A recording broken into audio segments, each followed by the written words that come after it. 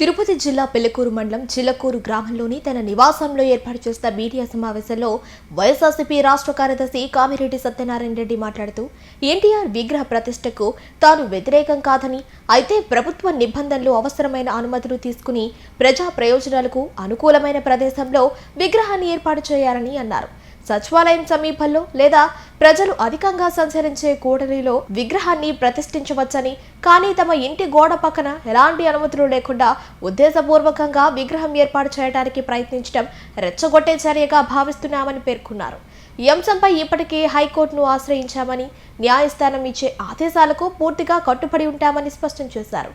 చట్టబద్ధంగానే తమ న్యాయ పోరాటాన్ని కొనసాగిస్తామని తెలిపారు. హైకోర్టు మేజిస్ట్రేట్ గారికి మేము అక్కడ విగ్రహం పెట్టడం లేదు, ఎలాంటి పర్మిషన్ లేవు, మాకు ఎలాంటి సంబంధం లేదు దాంతో అని హైకోర్టులో సోమవారమే ఉత్తర్వులు వచ్చినందున ఆ కాపీ కూడా మీకు అందరికీ పోస్ట్ చేస్తాం. మాకు సంబంధం లేదు, మేమైతే విగ్రహాలు పెట్టడం లేదు, మాకు పర్మిషన్ లేవు, ఎక్కడ లేదని చెప్పి వాళ్లే లిఖితపూర్వకంగా జడ్జి ఎదురుగ్గా గౌరవనీయులైన హైకోర్టు జడ్జి గారి ఎదురుగ్గా వాంగ్మూలం వచ్చినందున ఆ కేసుని పోస్ట్పోన్ చేస్తూ మళ్ళీ ఏదైనా కార్యకలాపాలు చేస్తే, విగ్రహ ప్రతిష్టకి ఏర్పాట్లు చేస్తే మళ్ళా కోర్టుకు రండి, స్టే ఇస్తాం, వాళ్ళు ఆపేయమని చెప్పినారు. కాబట్టి ఈ కేసుని ప్రస్తుతానికి దాన్ని నిలుపుదల చేస్తున్నాం.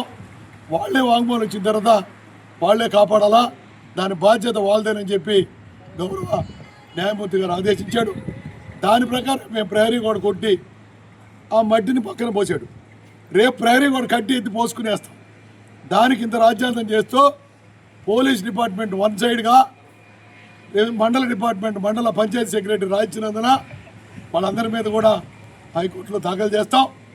హైకోర్టు ఉత్తర్వులను గౌరవిస్తాం. ఖచ్చితంగా దీనికి పరిణామం హైకోర్టులోనే వాళ్ళు చూపించడం జరుగుతుంది. ఎన్ని తప్పుడు కేసులు పెట్టినా, ఏ అనవసరమైన రాజ్యాంగం చేస్తూ మీరందరూ చూస్తున్నారు.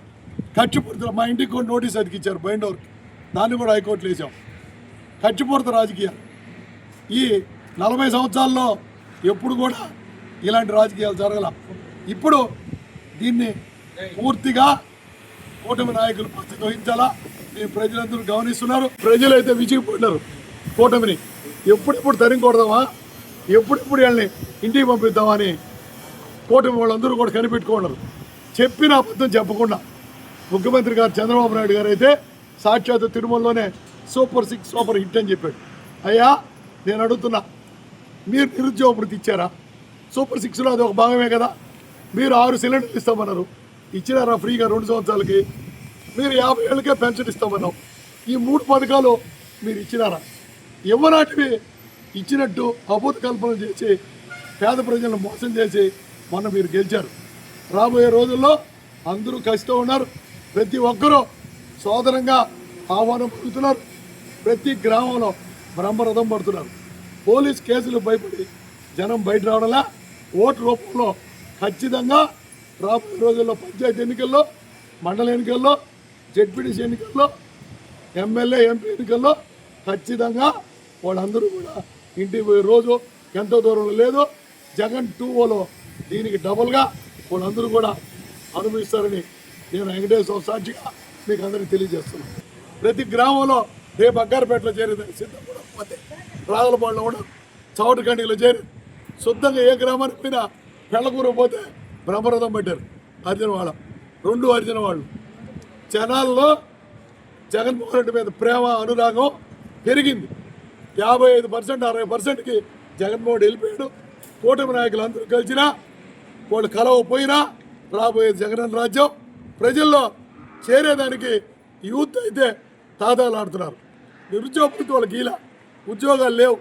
₹1 99 పైసలకి మొత్తం రాష్ట్రంలో ఆర్టీసీ బస్టాండ్లో వాల్యూన్ ల్యాండ్స్ అన్ని ఇచ్చేస్తున్నాడు చంద్రబాబు నాయుడు గారు. మీరందరూ గమనిస్తున్నారు. అదే పక్క రాష్ట్రం తెలంగాణలో 200 కోట్లు, 170 కోట్లు, 150 కోట్లకి ఎకరా అమ్ముతుంది. మనం లోటు పట్టిట్లో ఉన్నాం. ప్రతి ఒక్కరు తలనెత్తిన అప్పు ఉంది.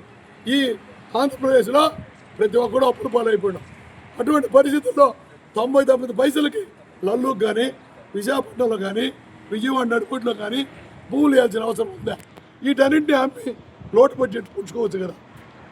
ఇవన్నీ చేయకుండా ఆయన రూపాయికి ఇచ్చేసి 30 సంవత్సరాలు 40 సంవత్సరాలు రూపాయికి దారదత్తం చేయడం ప్రజలు గమనిస్తున్నారు.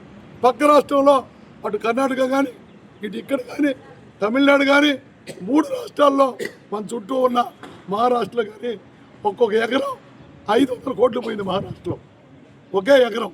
ఈయన మాత్రం 99 పైసలు చెన్నలో వెళ్ళడానికి రాష్ట్రాన్ని అమ్మేస్తున్నాడు. ఇదే లాస్ట్ అవకాశం, ఆయన సద్వినియోగం చేసుకుంటున్నాడు. రాబోయే రోజుల్లో జగన్ అంటూ రావడం ఖాయం.